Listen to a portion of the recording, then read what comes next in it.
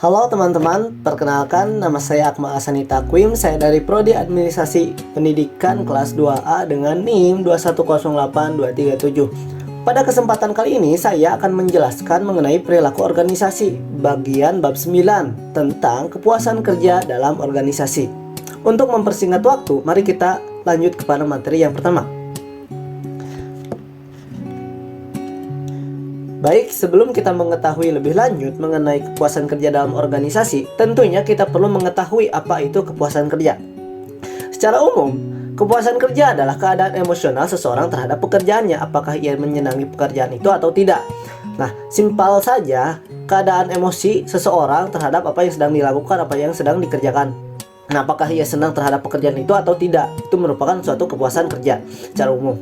Nah, di sini juga ada beberapa pengertian menurut ahli. Yang pertama ada dari Robert Kreitner dan Angelo Konivsky pada tahun 2005.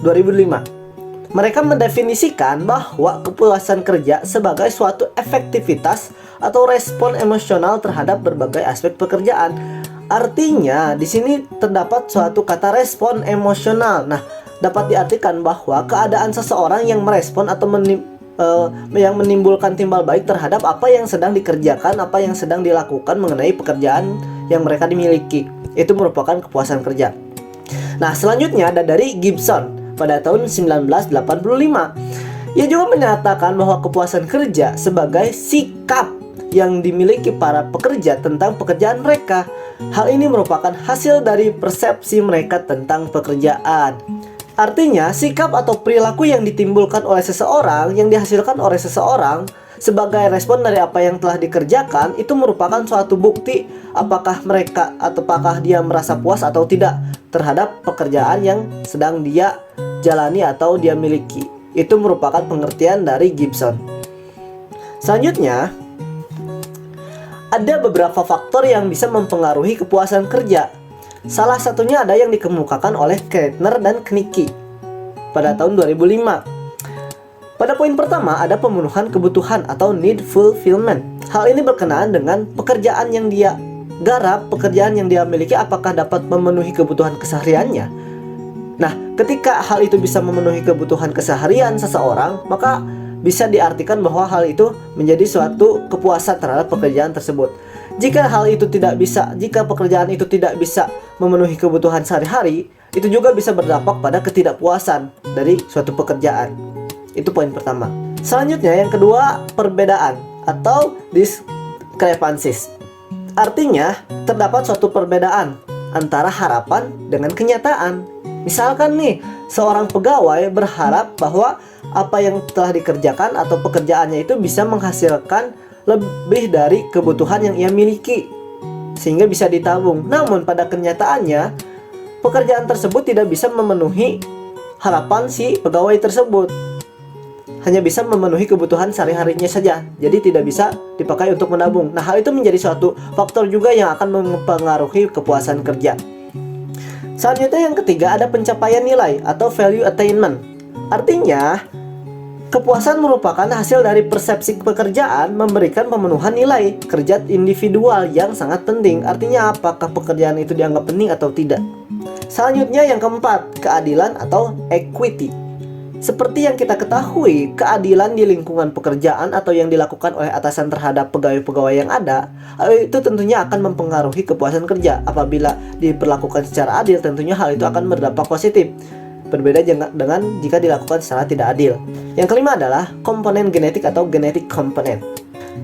Artinya ini berkenaan dengan genetik yang dimiliki oleh seorang pegawai atau pekerja.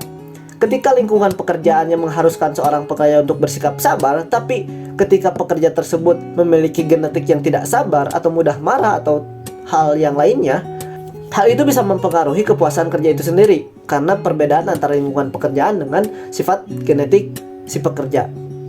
Nah, itulah beberapa faktor yang bisa mempengaruhi kepuasan kerja menurut Kreitner dan Knicky.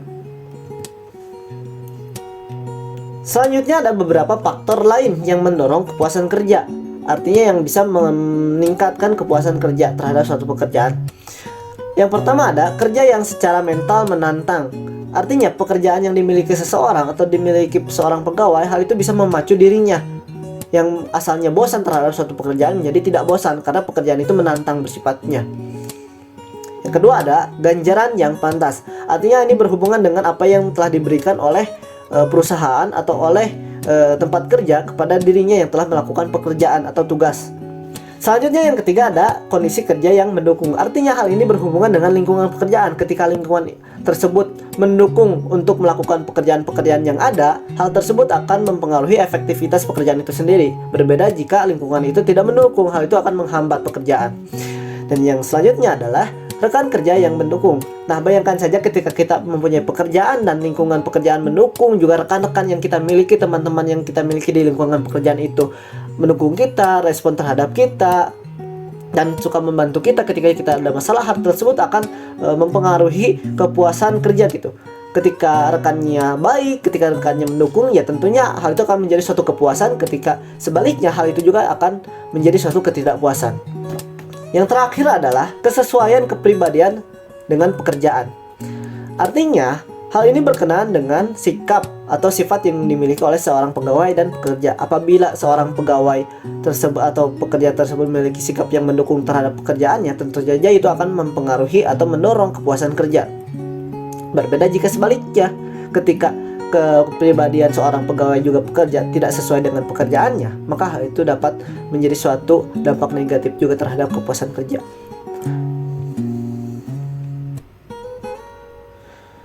Selanjutnya adalah pengukuran kepuasan kerja. Baik, di sini ada instrumen yang diadaptasi dari D.J. Weiss R.V., Dawes G.W. England, dan L.H. Lovequist pada tahun 1976. Nah, di tabel ini terdapat 1-8 pertanyaan dan di pinggirnya terdapat angka 1-5 yang menunjukkan kepuasan pertanyaan tersebut. Nah, ketika hal ini disebarkan ke para pegawai, para pekerja, hal tersebut akan menghasilkan suatu skor total. Yang skor total 3-6 menunjukkan kepuasan kerja rendah, skor total 7-11 menunjukkan kepuasan kerja menengah, dan skor lebih dari 12 menunjukkan kepuasan kerja yang sangat tinggi. Nah, hal ini bisa dijadikan suatu alat untuk mengukur apakah pegawai-pegawai yang ada, apakah pekerja-pekerja yang ada puas dengan pekerjaan yang ia miliki. Seperti itu.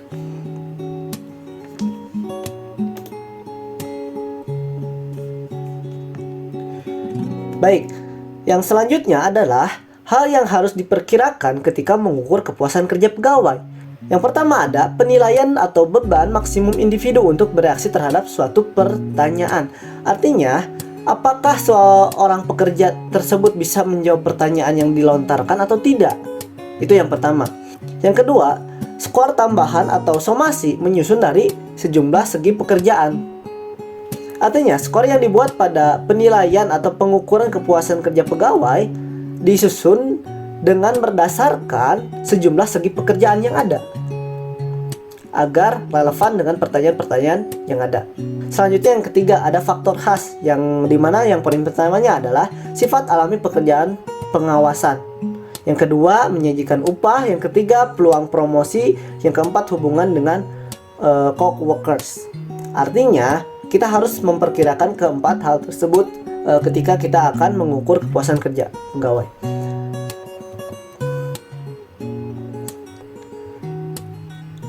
Lalu di sini ada profil kepuasan kerja individu dalam organisasi, yaitu kepuasan individu atau pegawai memungkinkan untuk mendorong dirinya untuk berkinerja lebih tinggi atau bekerja lebih tinggi. Penelitian Goodhue dan Thompson pada tahun 1995 menyatakan bahwa pencapaian kinerja individual berkaitan dengan pencapaian serangkaian tugas-tugas individu. Ya tentunya suatu hasil kerja, suatu hasil pekerjaan yang telah dilakukan oleh seseorang pegawai, seorang pekerja akan dipengaruhi oleh serangkaian tugas-tugas individu yang secara spesialisasi atau secara khusus. Nah, di sini juga ada beberapa hasil penelitian terhadap kepuasan kerja. Yang pertama, Job Satisfaction 1-100 Scale pada tahun 2007 FDA Survey. Nah, di sini ada beberapa negara, yaitu ada 5 negara yang saya cantumkan, namun akan lebih banyak jika teman-teman melihat pada buku paket teman-teman sendiri. Dan yang selanjutnya ada Job Certification Level 1-7 Scale pada tahun 2000 ISSP Survey. Nah, di sini juga ada 5 negara yang saya cantumkan. Nah, teman-teman juga bisa melihat lebih lanjut, melihat lebih lengkap di buku paket teman-teman mengenai hasil penelitian yang ada di beberapa negara yang ada di dunia ini. Oke. Di sini juga ada hubungan kepuasan dengan kinerja. Artinya respon yang diberikan oleh seseorang mengenai pekerjaannya ada hubungannya dengan hasil kerja yang ia telah peroleh. Yang pertama ada seorang pekerja yang bahagia adalah seorang pekerja yang produktif. Artinya di sana terdapat hubungan positif antara kepuasan dengan produktivitas. Artinya si pekerja memiliki kepuasan yang sangat tinggi terhadap pekerjaan yang dia miliki karena dia juga produktif terhadap pekerjaan yang ia lakukan. Itu yang pertama. Selanjutnya ada kepuasan dan kemangkiran. Di sini terdapat suatu hubungan antara kepuasan dan kemangkiran secara negatif. Artinya si orang pegawai tidak puas karena dia juga tidak bekerja secara produktif, melainkan secara kemangkiran. Yang ketiga ada kepuasan dan keluarnya karyawan. Nah, di sini terdapat berbagai faktor yang bisa mempengaruhi hal ini gitu. Faktor-faktor tersebut diantaranya adalah faktor ekonomi, kesempatan promosi, stres yang tinggi, persoalan di luar pekerjaan, stabilitas, dan juga kepribadian seseorang. Nah, semua hal tersebut bisa mempengaruhi kepuasan, dan kepuasan tersebut tentunya akan mempengaruhi kinerja, yang hasilnya ketika kepuasan itu bersifat negatif, tentunya akan berdampak pada keluarnya karyawan terhadap pekerjaan yang ia tempuh sebelumnya. Seperti itu. Baik, yang terakhir, di sini ada respon karyawan dalam mengungkapkan ketidakpuasan dalam bekerja. Nah, yang pertama ada exit atau keluar. Seseorang yang tidak puas, seseorang yang berkeluh kesah terhadap pekerjaan yang ia miliki, dia menggambarkan, dia membuktikannya dengan keluar dari pekerjaan tersebut. Itu yang pertama. Yang kedua adalah suara. Ketidakpuasan ini digambarkan dan juga ditunjukkan secara aktif dan konstruktif untuk memperbaiki keadaan-keadaan yang ada.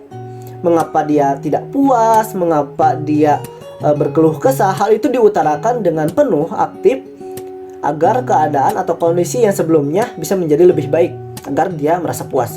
Yang selanjutnya adalah kesetiaan. Artinya, ketidakpuasan ini bersifat pasif. Dia tidak berusaha, dia tidak memperjuangkan keadaan yang merasa dia tidak puas untuk menjadi puas. Artinya dia menunggu agar kondisi menjadi lebih baik secara otomatis. Yang terakhir adalah pengabaian. Ketidakpuasan ini diekspresikan atau digambarkan dengan membiarkan kondisi yang buruk tetaplah buruk. Tidak ada itikad untuk memperbaiki atau tidak ada harapan untuk bisa menjadi lebih baik. Artinya dia acuh terhadap keadaan yang sedang terjadi pada dirinya dan lingkungannya. Seperti itu. Baik, itulah beberapa materi yang bisa saya jelaskan mengenai kepuasan kerja dalam organisasi dalam mata kuliah perilaku organisasi. Jika teman-teman memiliki pertanyaan, perbandingan, atau hal lainnya yang ingin teman-teman utarakan, silahkan teman-teman utarakan di kolom komentar. Dan jangan lupa di like terlebih dahulu. Dan saya juga ingin meminta maaf jika apa yang telah saya utarakan, apa yang telah saya jelaskan mengenai materi ini, terdapat kesalahan yang telah saya lakukan. Oleh sebab itu, saya meminta maaf. Baik, terima kasih atas perhatiannya. Jangan lupa bahagia. Assalamualaikum warahmatullahi wabarakatuh.